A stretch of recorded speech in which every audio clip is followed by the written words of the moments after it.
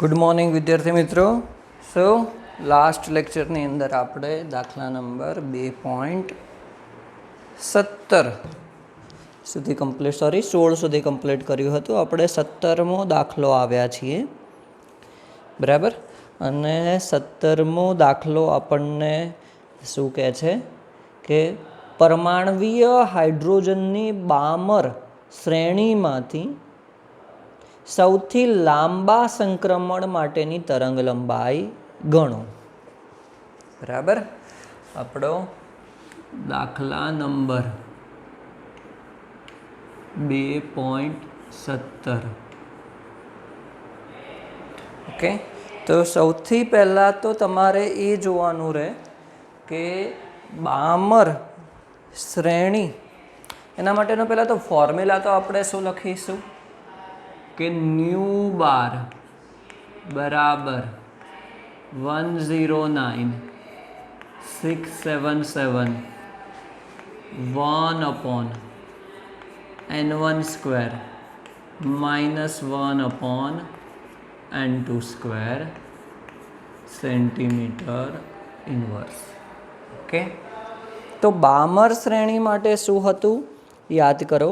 તો એના માટે આપણે એવું કહી શકીએ કે સૌથી મોટું ટ્રાન્ઝિશન એટલે કે તેની અંદર સૌથી મોટું સંક્રમણ ક્યાં થઈ શકે, તો આપણે શું લઈ શકીએ કે પહેલાં તો તમને એ ખબર હોવી જોઈએ બામર માટે n1 એ તો 2 ફિક્સ હશે, 1/2 સ્ક્વેર એ તો ફિક્સ હતું. તો તમારે n2 કેટલા લેવા પડે, મોટી કિંમત લેવી હોય તો n2 કેટલા લેવા પડે, 3 લેવા પડે. બરાબર. તો ન્યુ બાર બરાબર શું થઈ જશે 109,677 1/4 -1/9 સેન્ટીમીટર ઇન્વર્સ. બરાબર. તો જો તમે આનો જવાબ લાવશો કેલ્ક્યુલેશન કરીને તો તમારો જવાબ આવશે 1.5233 ગુણ્યા 10⁴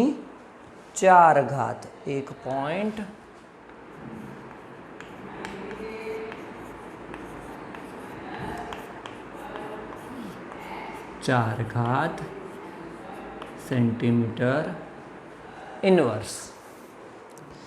બરાબર. તો સૌથી મોટી આ તરંગ સંખ્યા થઈ ગઈ. પૂરો થઈ ગયો તમારો જવાબ.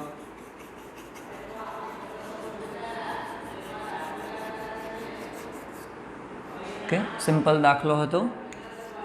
ચલો 2.18 જોઈએ. 2.18 દાખલો શું કહે છે આપણને કે હાઇડ્રોજન પરમાણુની બોહર કક્ષા 1માંથી બોહર કક્ષા 5માં ઇલેક્ટ્રોન મોકલવા માટે કેટલા જૂલ જરૂરી ઉર્જા પડશે, અને ધરા અવસ્થામાં ઇલેક્ટ્રોન પાછો આવે ત્યારે ઉત્સર્જિત થનાર પ્રકાશની તરંગ લંબાઈ કેટલી હશે. બરાબર. તમને બીજી પણ એક વસ્તુ આપેલી છે કે તમને અહીંયા ધરા અવસ્થામાં ઇલેક્ટ્રોનની ઉર્જા તમને આપેલી છે. તેની અંદર ધરા અવસ્થામાં ઇલેક્ટ્રોનની ઉર્જા તમને આપેલી છે. બરાબર. તો સૌથી પહેલાં તો એ જુઓ કે આપણે અહીંયા એક ફિગર દ્વારા સમજીએ કે આ ધરા અવસ્થા છે n બરાબર 1 અને એને 5મી કક્ષા આપણે લઈ લઈએ n બરાબર 5. ઇલેક્ટ્રોનને અહીંયા જવા માટે એકચ્યુઅલી શું હતું, આ ઉર્જાનો તફાવત, આની ઉર્જા E1 છે, આની ઉર્જા E2 છે. તો કેટલી ઉર્જા જોઈએ, E2 - E1. એને શું કહીશું આપણે, ડેલ્ટા E. આપણે યાદ કરો બોહરની અંદર જ આ ફોર્મ્યુલા ડિરાઈવ કર્યો હતો, તો લેમ્ડા. તો જ્યારે તે પાછો આવશે એ વખતે તમને એવું પૂછ્યું છે કે કેટલા તરંગ લંબાઈ ધરાવતી વિકિરણો તે ઉત્સર્જિત કરશે. તો આ ફોર્મ્યુલા અનુસાર આપણે ગણી શકીએ E1 આપણને ખબર છે, સોરી અહીંયા E5 થઈ જશે કારણ કે 5મી કક્ષામાંથી લાવવાનો છે. બીજું તમને શું આપેલું છે અહીંયા? ધરાવસ્થા.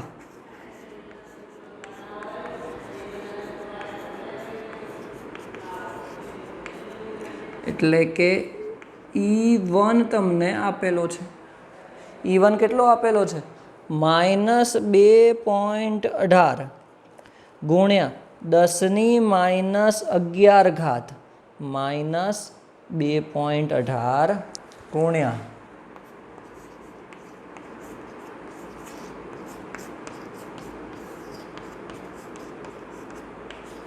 પણ એકમ કયો છે? અર્ગ છે. એકમ કયો છે? અર્ગ છે. આ વસ્તુ તમારે ખાસ સમજવાની છે કે અહીંયા એકમ કયો આપેલો છે તમને? અર્ગ આપેલો છે.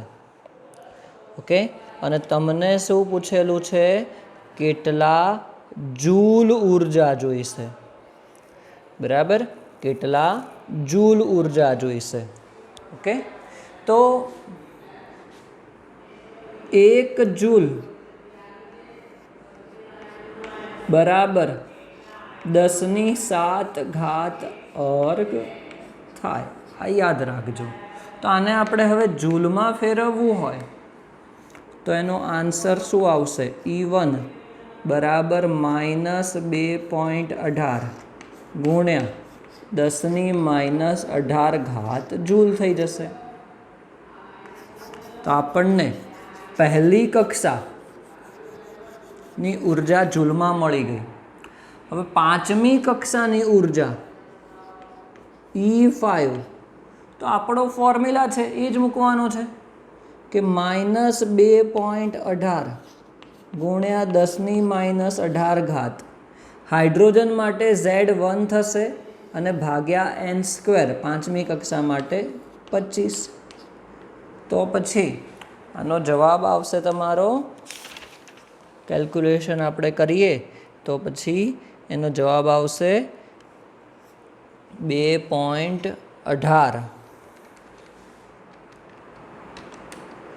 ભાગ્યા 25, તો -0.0872 × 10⁻18 જૂલ.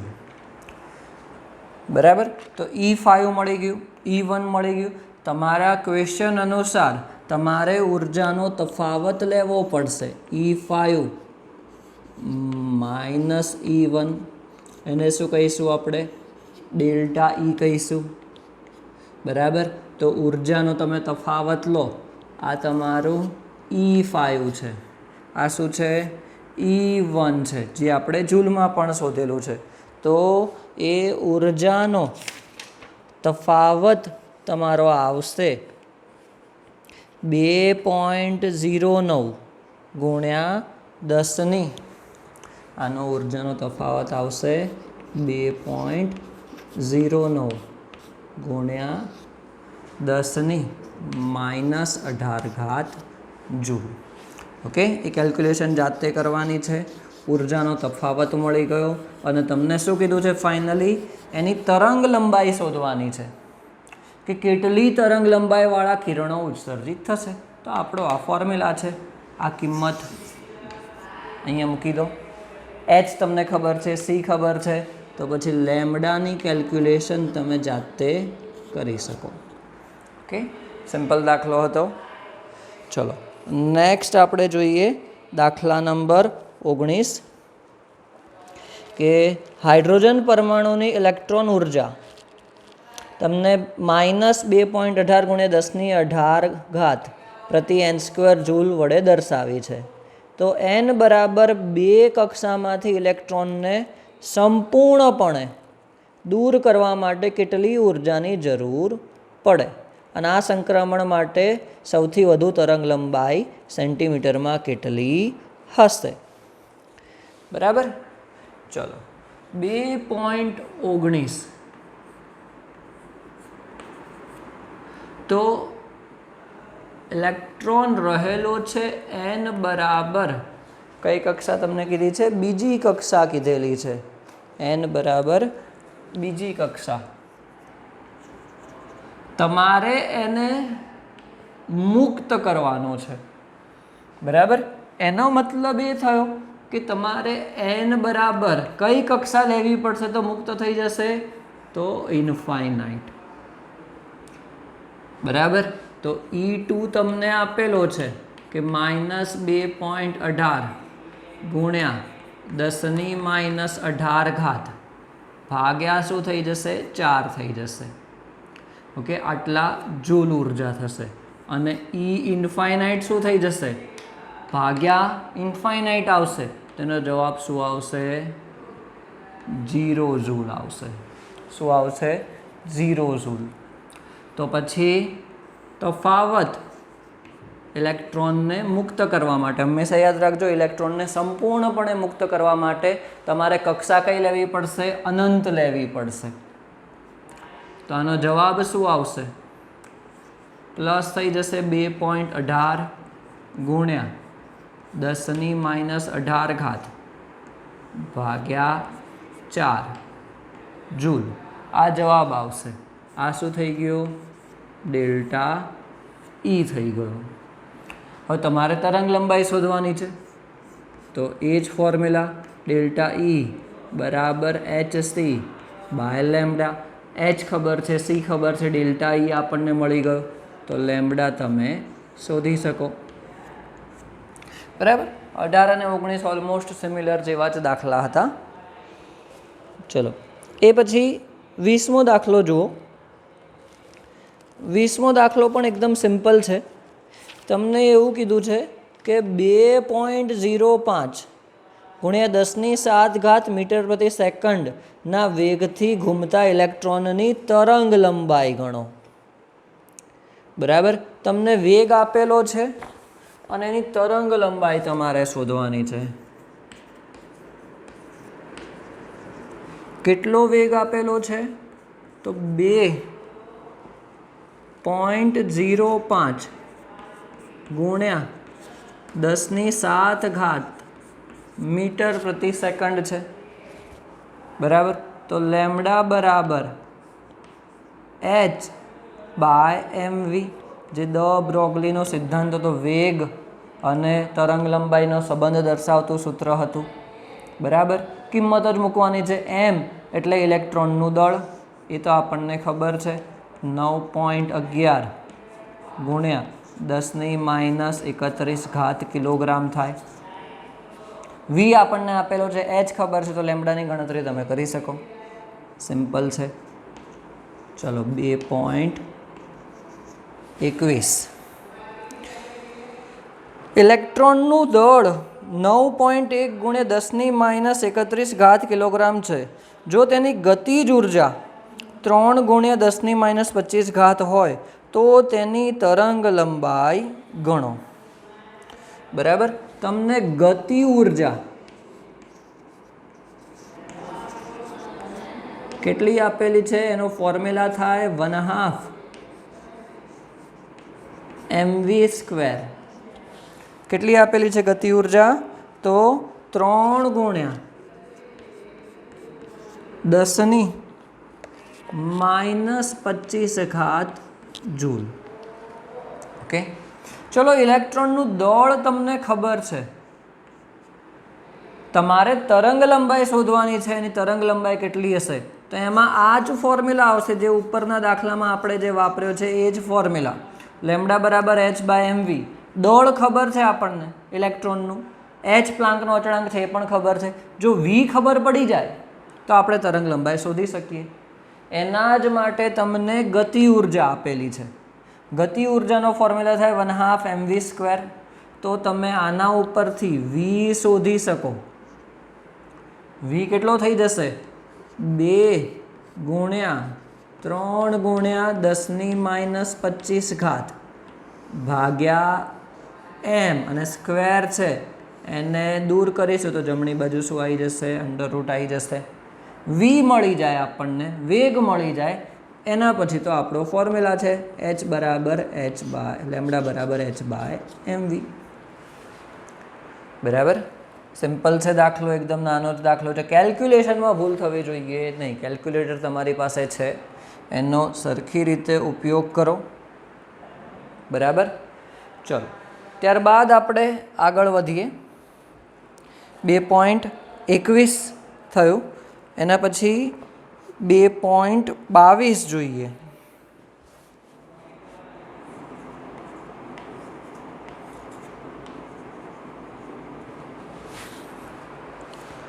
નીચેનામાંથી કઈ સ્પીસીસ સમઇલેક્ટ્રોનીય છે?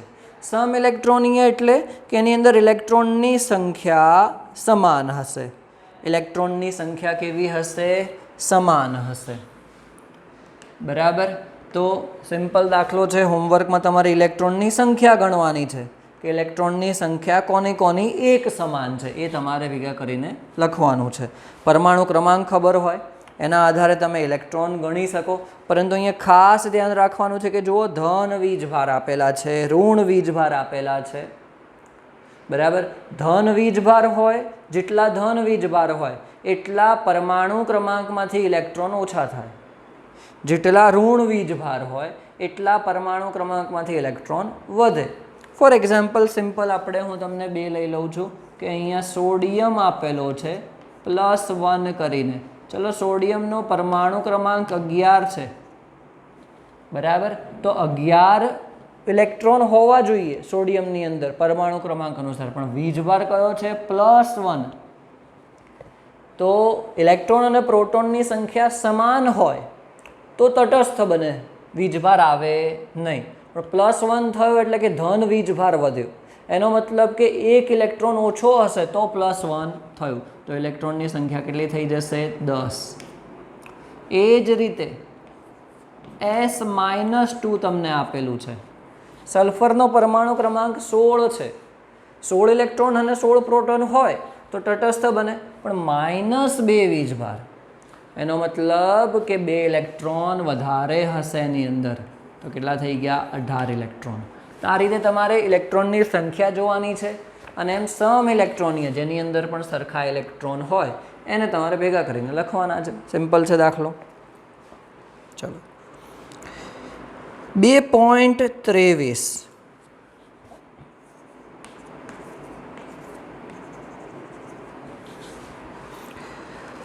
નીચેના આયનોના ઇલેક્ટ્રોનીય બંધારણ લખો. એકદમ સિમ્પલ છે. આયનોના ઇલેક્ટ્રોનીય બંધારણ, એમાં પહેલું તમને આપ્યું છે H-1. તો સૌથી પહેલાં શું કરવાનું છે? ઇલેક્ટ્રોનીય બંધારણમાં ઇલેક્ટ્રોનની સંખ્યા તમે ગણી લો, એ પછી કક્ષકોમાં ભરતા જાઓ આઉફબાઉના નિયમ અનુસાર. સિમ્પલ. હાઇડ્રોજનનો પરમાણુ ક્રમાંક 1 છે, એનો મતલબ કે એની અંદર 1 ઇલેક્ટ્રોન હશે. -1 વીજભાર એટલે કેટલા ઇલેક્ટ્રોન થયા? 1 ઇલેક્ટ્રોન વધી ગયો, તો 2 ઇલેક્ટ્રોન. તો હવે એની ઇલેક્ટ્રોન રચના શું થશે? 2 ઇલેક્ટ્રોન ભરવાના છે, તો પહેલી કક્ષા આવશે 1s, 2 ઇલેક્ટ્રોન એટલે કે 1s2. બરાબર. ચલો, બીજો તમને આપેલો છે Na+. ચલો, Na+ તો આપણે ઉપર ગણતરી કરી જ. Na+1 10 ઇલેક્ટ્રોન હોય એની અંદર, તો 10 ઇલેક્ટ્રોન તમારે ભરવાના છે. તો 1s2, 2s2, 2p6 પૂરી થઈ ગઈ ઇલેક્ટ્રોન રચના. ચલો, ત્યારબાદ હોમવર્કમાં કરવાના છે O-2 અને F-1. ઇલેક્ટ્રોનની સંખ્યા ગણો અને ઇલેક્ટ્રોન અનુસાર તમારે ઇલેક્ટ્રોન રચના કરવાની છે. સિમ્પલ. ચાલો, બીજો દાખલો. બરાબર.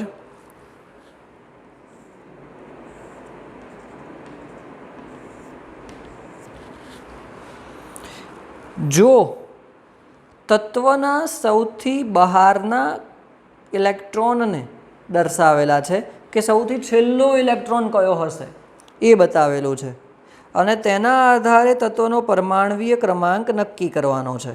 છેલ્લો ઇલેક્ટ્રોન, એની અંદર છેલ્લો ઇલેક્ટ્રોન 3s1 બતાવેલો છે. બરાબર. તો તમે શું કરો કે આગળના ઇલેક્ટ્રોન સંપૂર્ણ ભરાયેલા છે એ કરી નાખો. છેલ્લો ઇલેક્ટ્રોન 3s1 બતાવેલો છે, તેની આગળ કઈ કઈ કક્ષા આવશે?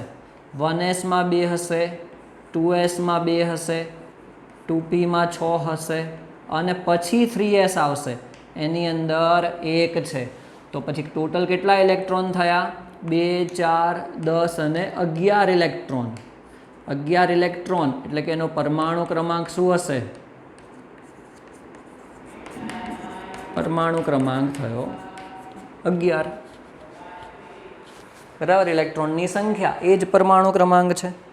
ચલો, તો બીજો જે છે એ હોમવર્કમાં કરવાનો છે 2p3 અને 3p5.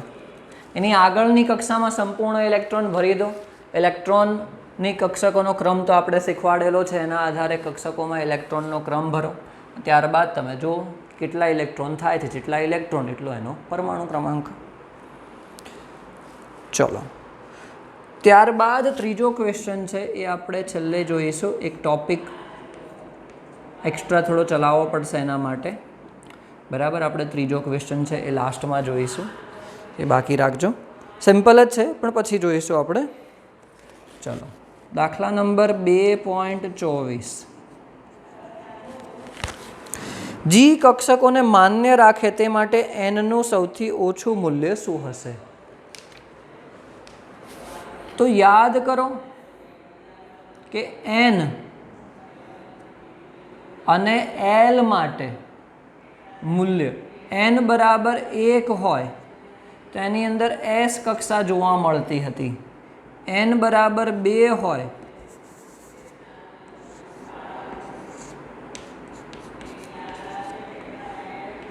તો એની અંદર કઈ વેલ્યુ થતી હતી એલની? 0 થી લઈને n-1. તો એસ અને પી કક્ષા જોવા મળતી હતી. 3 માટે વેલ્યુ 1, 0, 1, 2 થતી હતી. તો એસ, પી અને ડી કક્ષા જોવા મળતી હતી એલની વેલ્યુ અનુસાર. 4 માટે 0, 1, 2, 3 થતા હતા. તો એસ, પી, ડી, એફ કક્ષા જોવા મળતી હતી. અને 5 માટે 0, 1, 2, 3 અને 4. તો એસ, પી, ડી, એફ અને જી. તો જી માટે સૌથી લોઅર વેલ્યુ કઈ આવશે? એન બરાબર 5. જી કક્ષા ક્યારે જોવા મળશે? પહેલી વખત તો 5મી કક્ષા આવશે એન બરાબર, એની અંદર જી જોવા મળશે. બરાબર, ચલો, દાખલા નંબર 2.24 પણ પૂરો થયો. ઓકે, ચલો, તો આપણે આજના લેક્ચરમાં આટલે સુધી રાખીએ છીએ. નેક્સ્ટ લેક્ચરની અંદર 2.25થી દાખલા આપણે શરૂ કરીશું. Okay, thank you.